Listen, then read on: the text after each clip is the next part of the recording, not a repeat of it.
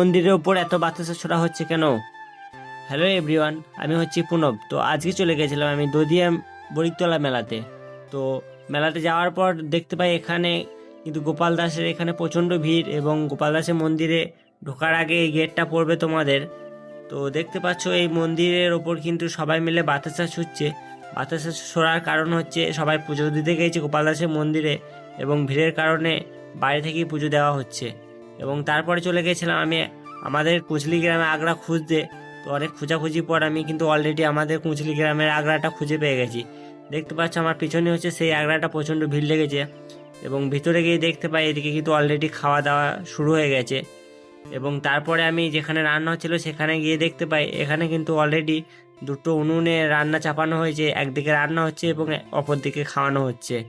এবং চলো তোমাদেরকে দেখাই আমাদের কুচলি গ্রামে আগ্রাতে কী কী আইটেম ছিল। তো দেখতে পাচ্ছ নিশ্চয়ই। এবং তারপরে চলে গেছিলাম বরিকতলা মেলার মধ্যে, এবং তারই কিছু মুহূর্ত তোমাদের সামনে তুলে ধরলাম।